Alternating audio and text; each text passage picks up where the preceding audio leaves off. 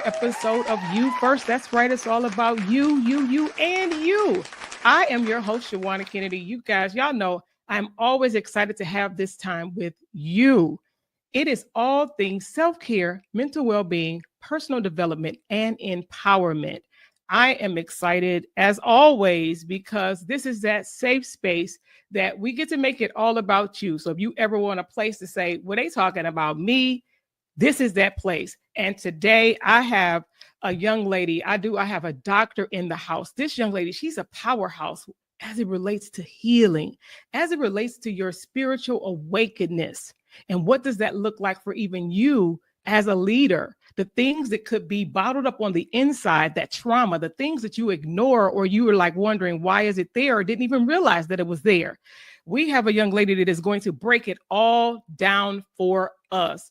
Dr. Toya Davis is a beast in what she gets to do to help people uncover what's on the inside so that they can be better on the outside. So without further ado, I need you all to help me welcome none other than Dr. Toya Davis to the platform. Hello, hello, hello. Hi, thank you so much for having me. Yes, welcome to You First. I'm excited that you were able to pause. I've been observing you.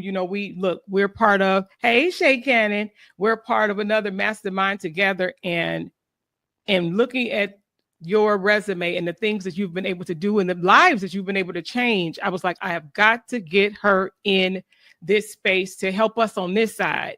And when I think about it, before we even go into all the questions that you already know I probably got over here, what made you even want to say, not only for myself, not only family, but what made you want to do it for other people to help us really do that introspective, that self-work as it relates to healing? I think really the thing that happened was just watching people. I think part of my nature since I was a child I've always been the person that's kind of been in spaces or given roles past what I perceive my capacity to be at like young ages, but kind of always been in these roles in these places where I have been kind of responsible for shepherding or kind of helping people move to next phases.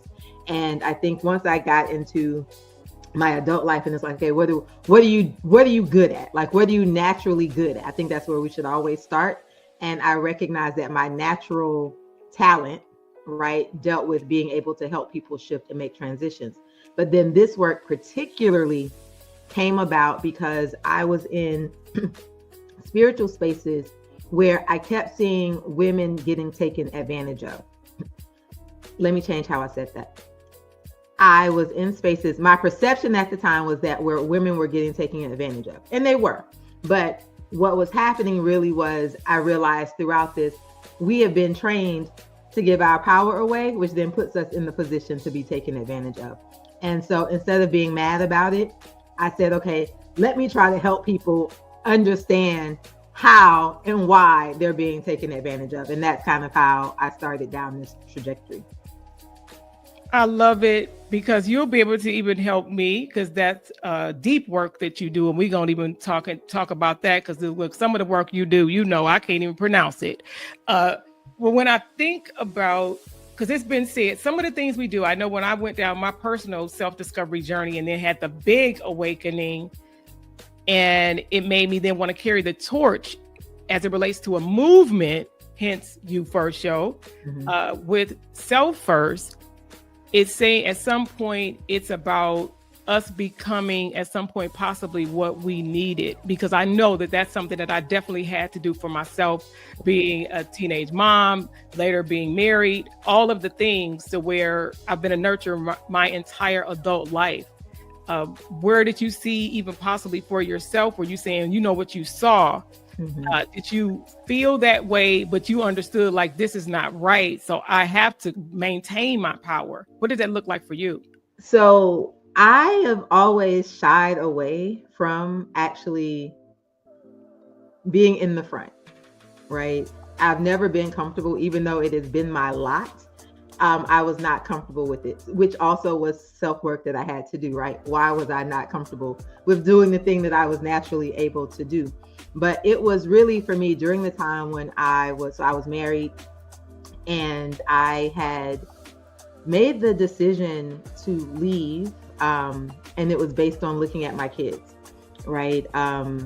People always say, like, what's your why? What's that moment? And it really was recognizing that no matter what words I said out of my mouth, I believe that kids do what they see, right? And kids see past kind of the visual things that you put up. So we think we're putting on the show. We think we're doing all of the things, but I recognize that kids are able to see deeper than that.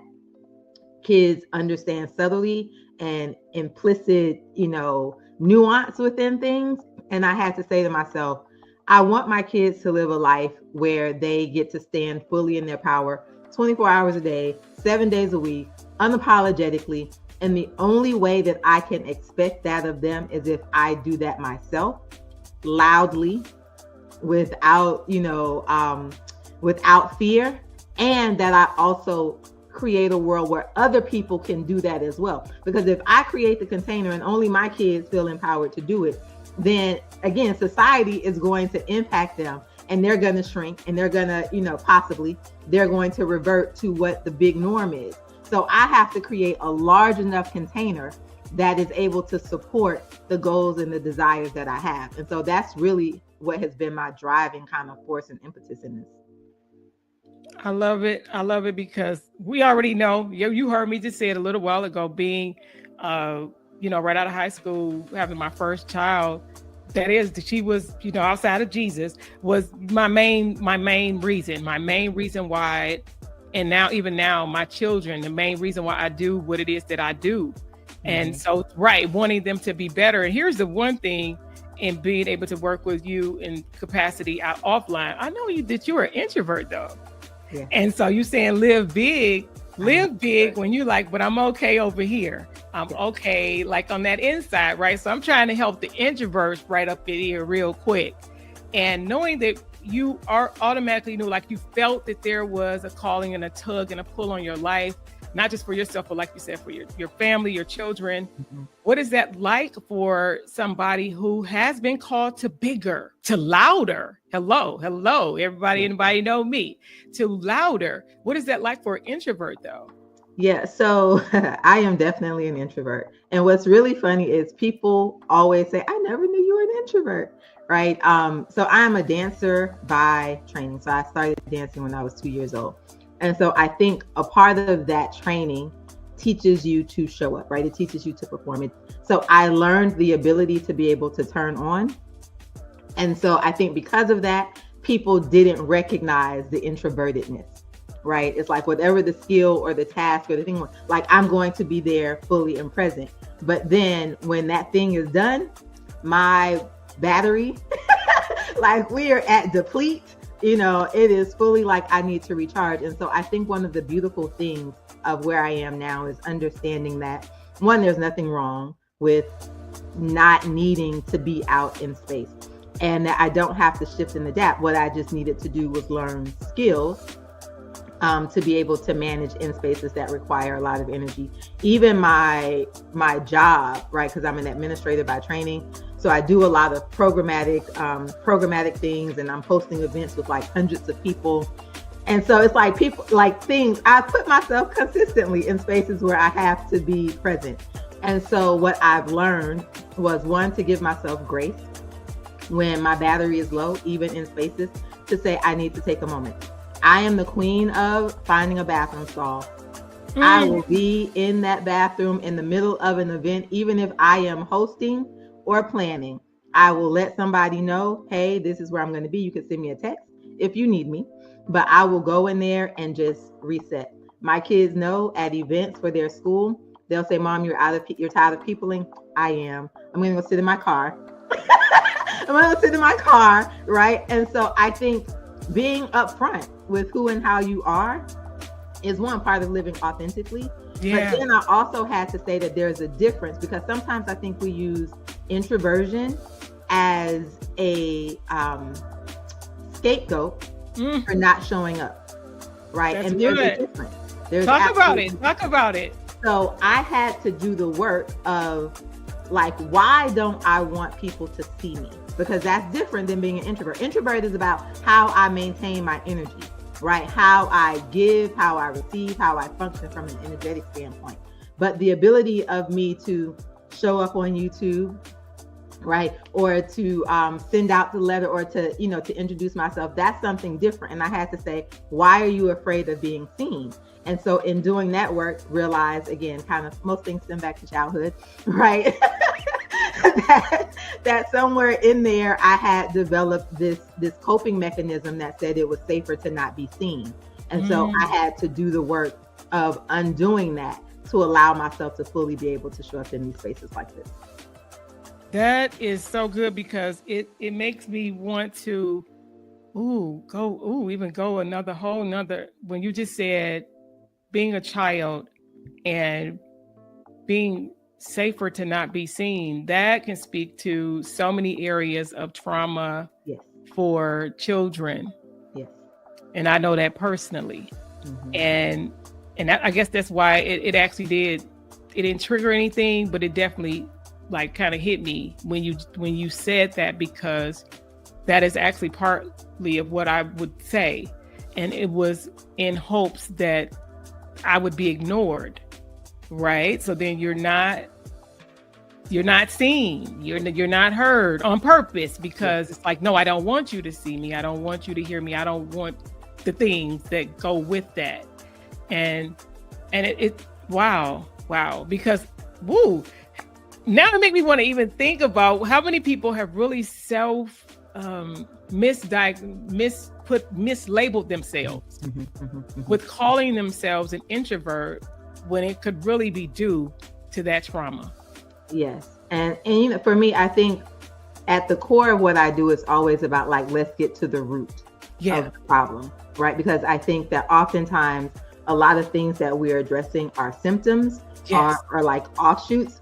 And so we never really get to the maximum capacity or the maximum ability, because we're dealing with the things that the Band-Aid is covering, right? It's like, no, what is actually under there? And once we start to do that and be okay with kind of what comes up, and that's, I believe, where the real work comes. You know, I always tell people this story. Like, I grew up in Miami in the 80s, right? It was the height of the crack epidemic.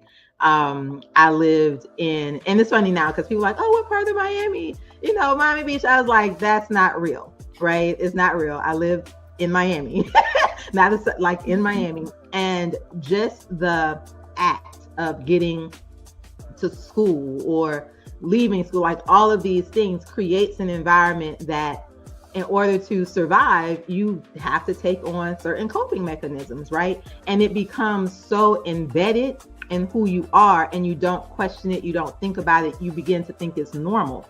I thought all of it was normal, right? I thought, school shootings and like all of the things that are not normal, I thought were normal. And it wasn't until I got to I went to FAMU for college, shout out Rattlers. And we had this event called Be Out Day. Be Out Day was it was Kappa Luau. Kappa Luau was this huge event that the Kappas would throw. All of the other Greek organizations would come. They rented out this ranch called Sheffield's Ranch. So it was just like thousands of people out in this space having fun. There was a concert on stage, and ironically, it was like Miami artists on the stage with the concert. And I looked around and I was like, wait a minute. There's no shooting. There's no running. People are laughing. We're having a good time. And that was the first time in my whole life. At this point, I'm like 20. Right. My brain is doing the math, and I'm like, wait, she's referring to college. Yes. I'm like 20. Wow. And I realized that it was okay, that the potential to be safe in crowds existed. Wow. I'm a extra introvert. What you call that? I'm one of those people. And honestly, if it's too many people, I'm like, because it's the thought that so many things could potentially happen in this big crowd of people that unless I'm on the stage, I ain't like trying to really I have to do it really fast. It has to be for something specific. and I need to be in and out. Mm-hmm, mm-hmm, mm-hmm. Like some of the major players that's been some, I'm good, I'm good, I'm good, because it's too. Yeah, yeah, yeah. And For college, wow. Yeah, and it's because you've told yourself, not you've told yourself, experience has shown you, right, that those types of things create the I'm not safe story line is attached to these certain things. And so it's not that that story is wrong, it's just that it's currently outdated, right? And so we get to go back in our adult thinking, knowing life, understanding that we get to co-create our realities and address places where we want to change the narrative. And sometimes also people don't, I always say, just because I recognize a new pattern or I recognize a new thing doesn't mean that I want to change it. And that's fine. There are things that I do that I recognize the gap and the disconnect, and I'm also okay. This is true. It's a version of it. Especially when you get to a certain stage in life. It's like, no, I'm okay with that. Matter of fact, certain things that are even a part of me, I'd be like, no, because that keeps certain riffraff away. So no, I don't want to adjust that. I'm good right here. I really like how you are really breaking this down, and I hope you guys, you're paying attention. You give her some love in the comments right now and say, we love you, Dr. Latoya, in the comments right now. If you're not following Dr. Latoya Davis, please make sure, because all her information is going to be right down here below, so that you can make sure that you are following her. If you're just joining us, tuning in for You First, we are learning some things here to help us and to even possibly retrain or reprogram. I know that you are big and often speak about healing ancestral lineage. Yeah. I need us to talk about what does that look like, and how do you unresolved generational wounds when they show up in our day-to-day without us even knowing that we're dealing and living with that. How do you work with that? Yes, thank you so much for bringing that up. I think that so big picture overview, right? Sometimes when we bring up the word ancestors, we get like, there's pushback, there's stigma, like all of these things are happening. And when I'm talking about healing or releasing ancestral trauma, the first thing to be clear about is that I'm not talking about necessarily that you have to create a relationship or believe in the ancestors. This is like the scientific fact of, you have come from people that have lived before, right? You as the person that's sitting here, me as the person that's sitting here, I always like to say I'm the physical manifestation of all of those who have come before me. And because of that, there are things that I naturally carry. We understand it from a genetic standpoint. We understand conditions that are passed down, throughout the line. We understand that, but we also carry or maintain or receive. We also receive dispositions, beliefs, fears, hopes, coping mechanisms. All of that stuff is also embedded in us. And so I think that when we don't take an honest assessment of the things that have been passed down and look at our family, or even be willing to say, okay, wait a minute, I have never experienced, something at the hands of the police, but why am I like deathly afraid when this thing comes up, right? Like, be willing to say the reaction that I'm having to this thing is not logical. Why am I having this reaction to this event? And oftentimes we'll find that that is something that is passed down ancestrally or epigenetically. And it's really difficult for a lot of people. Again, when I say we normalize things, right? We normalize ways that, oh, that's just how we do it. But is it allowing you to get to the highest and best version of yourself, right? My thing is always, are we carrying on things that are allowing us to get to the best and highest version of ourselves? So with ancestral work, it is, one, being willing to accept that you are the physical manifestation of all of those who have come before you. And because of that, there are some traits, characteristics, and dispositions that you may be holding on to and living out that have absolutely nothing to do with you. So when we are in our journey of healing and releasing and elevation and all of that stuff, we're oftentimes approaching it from the me, like, I had this boyfriend in the 7th grade and he was horrible. And so now I feel like this about boys. So we're approaching it from that standpoint. And so we're doing the work to release those things, but it's like, gosh, why can't I get over this particular pattern? No, I've done the work. We've uncovered it. It's because you haven't looked at that next layer, which is ancestral. So what in your lineage has relationships look like? What is the embedded coding and the programming in your genetic makeup that you are living out that is tied to that belief? This is so good. No, oh my goodness. This is so good. This is so good, y'all. This is so good. Y'all can say this is so good because you're making my brain over here go crazy because I have I'm one of those people. Like I've never, thank you God, I've never, had any type of run-in with the law, but I do feel a certain kind of way, right? I do feel that I am, and I'm grateful for the people whose shoulders I stand on, right? I know, and depending on what's going on in my life, I call upon them because I need their strength when I'm going through stuff. Right. So I need all y'all. Yeah.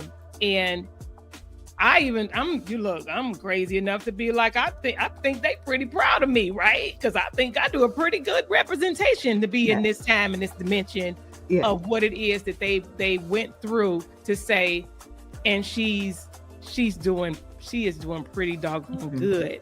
But it makes me think about, like you said, things that I'm like, because like you, I want to get to the root because I ask a lot of why questions. Why? And wow, the lineage piece is huge because when we think about other points of trauma, it's where we've heard it said, you know as well as I do, where it says the body remembers. Yes. However, that's a little bit different when you think about your ancestral lineage. So I guess in the DNA and that part, how is that different? Of course, if I physically have gone through something, then I know something can trigger me to cause me to feel a kind of way or have a flashback. But when you bring into this ancestral piece, how is that to help somebody to say, well, no, that never happened to me, but I do feel this way? It makes me feel like a movie, really. It feels like a movie. There's a study, it's called, I'm really bad, y'all, with like reference names and all of that stuff. Great at big picture. I'll give you enough to look it up by yourself if you want to, right? But they studied the potato famine that happened, and they looked at what happened to women who were pregnant during the time that the potato famine was happening, right? So we can imagine during this famine, you don't have a lot, people eating a lot of potatoes, right? All of the things that come, scarcity, all of the things that happen when we are not in the time of abundance, right? So they looked at, I can't remember how many generations past the original time frame of when the potato famine happened, but let's say 4, 5, 6, 7 generations down. They looked at and studied the children of this, and the markers clearly indicate the trauma that the parents experienced when they were pregnant still impacting the children, right? One, from, again, there were genetic markers that were there, so like low body weight, all of those things were still carrying, but also the disposition of the children. Meaning that even when they had the option to have more, the mindset of what if we don't have enough? What if we run out, right? All of that was still carried. It was literally coded in them because of what had happened many, many generations back. And so that's what happens. When we talk about epigenetics, I like to say it's like a light switch, right? So we all have all of the events. All of the events that happen from all of the people past us, they're in us. The genes, the ideas, they're in us. They don't always necessarily get triggered, or the light doesn't always come on to bring things into a particular play, because people's like, well, my sister doesn't do this. Well, how come I do it? Because your sister or whatever, your sibling, wasn't in the environment that caused certain things that switch to trigger, but you were in that environment. But she also has all of those same propensity, right? If you have the propensity from scarcity because it came through your line, your sister also has the propensity for scarcity. And it simply means that she hasn't yet encountered the right mix of things to activate that in her or to flip that light switch, but it absolutely exists. And so I think that there's the aspect of stuff that gets carried down that we haven't witnessed, but then there's also the aspect, remember I said children see, I mean, children do based on what they see, right? Even if you don't explicitly say it. So there's also the aspect of ancestral trauma or ancestral things that are passed down just because it is way you have been conditioned in your family, right? So let's say your great-great-grandmother had a fear of the male children going past the little safe 3-block neighborhood radius, right? Because if they went past that 3-block radius, something bad would happen. So every time the boys went out, it was like, no, make sure you don't go past there, right? So the next generation of kids, so now those men, they have children. So now they also have that same fear, right? Oh, and they don't even know why. They don't know why their mother was telling them that, right? To them, something on the 4th block was crazy. So now they're telling their children, don't go past that 3rd block, right? So now we have 3 generations of people that are impacted by this thing. At some point, somebody makes a new choice, but the programming and the remembrance, right? It's not like go past that 3rd block and be great and do these things, right? Because then they're considered the black sheep. So now everybody's like, no, don't do it. Don't do it, right? So it's layered. And I think often the best thing is to come into, awareness is for me step number 1 for all things, right? So to just come into awareness that the possibility that something that you are carrying, a belief, a behavior, a trait, may be something that has been passed down. And we don't all know our family. And so that's why I like to not necessarily give like the example like I just gave of the great-great-grandparents, right? Because some people are like, well, no, I don't know what my grandparents did or what my parents did. But if you go back to why am I behaving, or why am I having this fear, or why is this thing showing up for me and it feels completely irrational, then that lends into, okay, maybe this is a place that I can start an investigation. I feel like I went all over the world with that one. No, it is. I know y'all, if y'all like me over here, look, I'm saying y'all, yeah, I am enjoying this conversation. It is really helping me because, of course, it causes me to look in my own life and the people that are closest to me to then say, because it is, I told you, I believe in asking questions because it's like, why? Because in my self-work, I say it often that even if somebody is trying to do something intentional, I don't have to own it. I don't have to take it on. So I often, of course, outside of granting people grace, I have to look and say, there's a need there, because we know people do certain things for certain reasons, but then it's like, where is this coming from? Like you said, the root. So to everything there is, it's like we have got to get underneath the dirt. It's just being on the ground is not enough. We have to go and peel back layers, do all of that work to make us greater, to live in not only authenticity, but live out our lives of abundance. Because it should be that he came that we might have life and that we might have it more abundantly. Yes, work will be required on this side of heaven.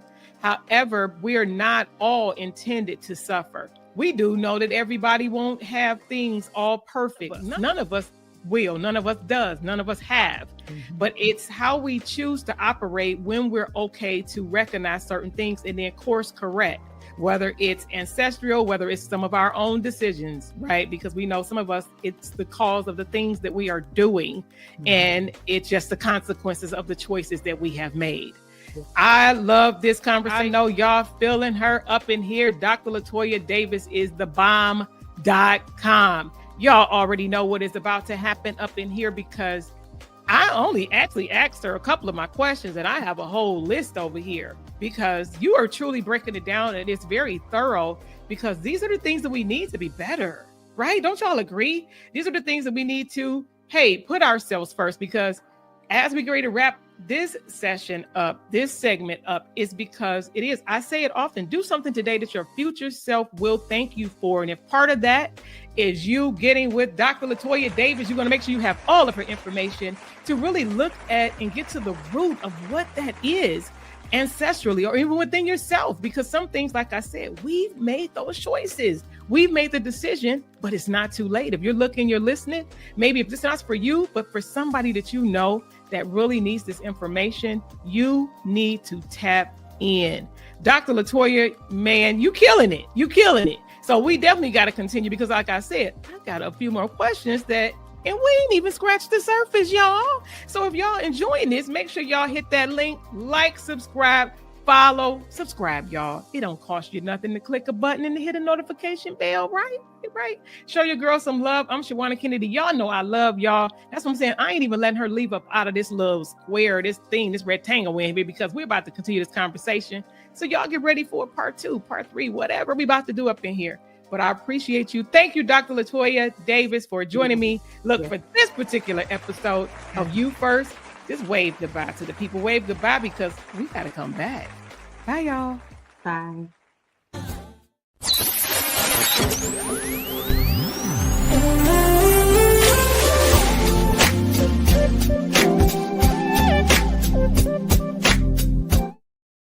This episode is brought to you by Kennedy Media and Entertainment, your premier video productions and digital visibility partner. Working with business owners just like you to be seen, heard, and paid by elevating your brand with high-impact video content, online visibility strategies, and expert social media management. Ready to stand out in your industry, on and off camera? Contact Kennedy Media today, and let's turn your message into a movement. Because visibility isn't optional, it's essential. Contact KennedyMediaLLC.com, KennedyMediaLLC.com, and let's boost your brand's visibility. It's time for you to be seen, heard, and known for your expertise. Contact us today.